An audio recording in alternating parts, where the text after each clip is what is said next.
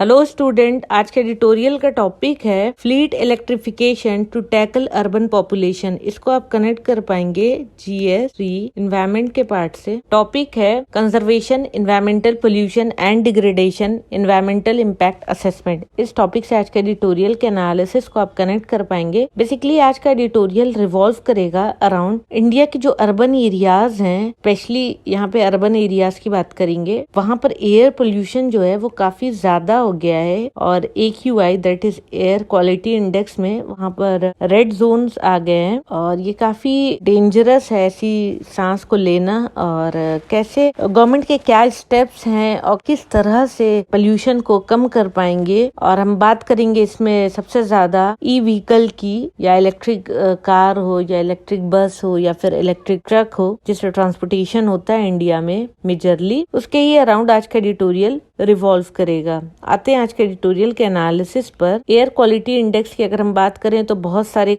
India के cities ऐसे हैं जो रेड जोन में हैं। बहुत दिनों से मिलियंस ऑफ पीपल फेस कर रहे हैं हेल्थ हैजर्ड, क्योंकि एयर पोल्यूशन काफी ज्यादा बढ़ गया है और लगातार बढ़ते चला जा रहा है और कुछ टाइम के लिए सही होता है फिर बढ़ जाता है, तो एक रिकरेंट बिहेवियर हो गया है। इससे क्लियर होता है कि मिटिगेशन स्ट्रैटेजीज जो है उसको प्रायोरिटाइज करना चाहिए। अगर टू सेमिनल स्टडी देखा जाए दिल्ली के बारे में तो अर्बन एमिशन 2015 और टेरी की स्टडी हुई थी 2018, तो उसमें एक सिग्निफिकेंट कंट्रीब्यूटर देखा गया था अर्बन स्मॉग का, जिसमें PM 2.5, PM का मतलब यहाँ पे पर्टिकुलेट मैटर है, एंड PM10। इस पोल्यूशन की वजह से सबसे ज्यादा अर्बन स्मॉग हुआ था। और ये PM 2.5 एंड PM10 क्यों आता है, इसका रीजन क्या होता है? Majorly transport and construction sector है। अब ये भी समझ लेते हैं कि अर्बन स्मॉग क्या होता है। अर्बन स्मॉग को अगर समझें तो fog plus pollution, air pollution, इन दोनों चीजें मिलकर स्मॉग हो जाता है। और ये सबसे पहले कॉन्सेप्ट लंदन में आया था स्मॉग का। इसका बैकग्राउंड देखें तो लगभग 9 लाख न्यू ट्रक हर साल ऐड होती हैं इंडिया की रोड पर, और ऑलरेडी जो रोड्स पर ट्रक्स चल रही हैं उनको देखें तो 70 लाख ट्रक्स चलती हैं। इंडिया कैरी करता है लगभग 2 trillion tonne kilometre freight on truck annually. ये डेटा एनुअल है। और ये जो ट्रक्स हैं वो कंज्यूम करती हैं 1/4 ऑफ इंडियन ऑयल इम्पोर्ट। जो भी इंडिया ऑयल इम्पोर्ट करती है उसका 1/4 जो है वो ट्रक कंज्यूम कर लेती है, और ये कंट्रीब्यूट करती है over 90% road transport CO2 emission. और इस ट्रक की वजह से 90% से भी ज्यादा जो कार्बन डाइऑक्साइड एमिशन है वो होता है। रेट ऑफ इंक्रीज अगर देखें ट्रक फ्लीट का तो वो बढ़ते ही जाएगा, और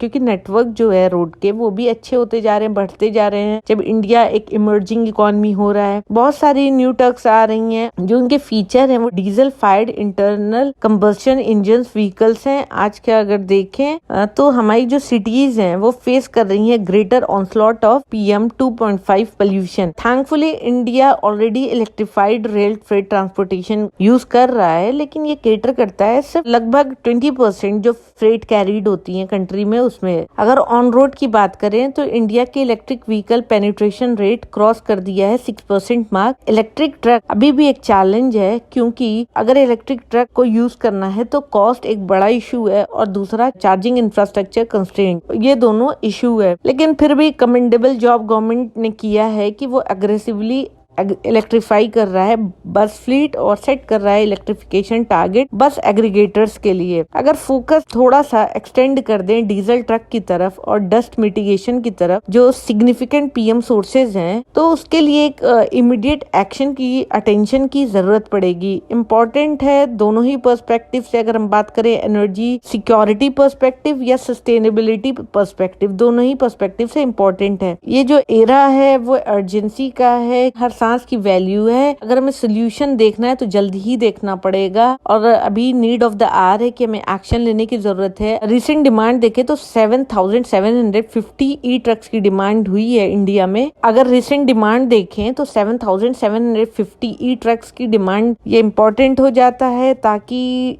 इन सब ये सारी चीजें रहेंगी जब भी आएगा एक नीडेड जो ब्रेक थ्रू हमें चाहिए अभी इंडिया में है बाय 2030। अगर इसे मटेरियलाइज कर लिया गया तो एज अ रिजल्ट होगा क्या, सेव कर पाएंगे लगभग 800 मिलियन, 800 तो सेव कर पाएंगे। एज अ रिजल्ट होगा क्या कि हम सेव कर पाएंगे more than 800 billion litres of diesel till 2050। तो ये एक अच्छी खासी सेविंग होगी और हमारा इंपोर्ट जो बर्डन है वो भी कम हो जाएगा। इंडियन ट्रक फ्लीट लाइकली है कि वो रीच कर पाएंगे एक फिगर 1.7 करोड़ का इन 2050। इस वजह से जरूरत है हमें पुश करने की, एक टॉप गियर पेस पर जाने की, ताकि हम ट्रांजिशन कर पाए ई ट्रक्स की तरफ। पब्लिक फंडिंग अलोन नहीं काम कर पाएगी इस ट्रांसफॉर्मेशनल स्केल जो हमें जरूरत है। Pipeline of bankable project effectively structured अगर किया जाए तो वो अट्रैक्ट करेगा प्राइवेट और institutional capital eight A ratio of at least 6 rupees every rupee of public money जरूरत होगी आज के टाइम पे खर्च करने की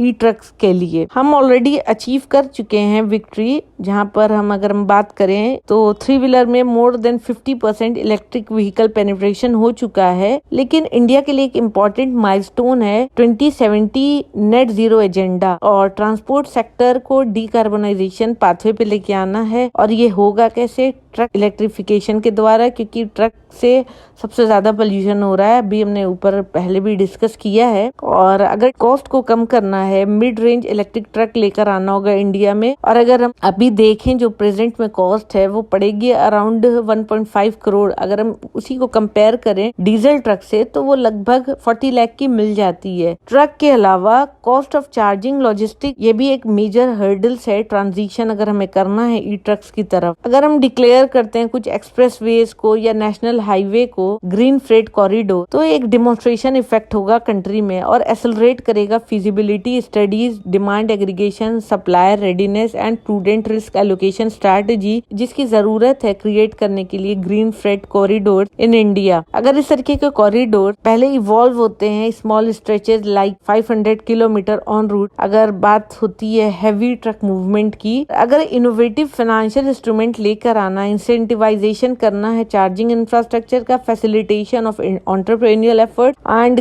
conducive regulatory environment in the country truck electrification के लिए, तो ये सारी रिक्वायरमेंट जब फुलफिल होगी हम प्रॉपर एक पाथवे बना पाएंगे ई ट्रक के लिए इंडिया में और उसे सक्सेसफुली इम्प्लीमेंट कर पाएंगे।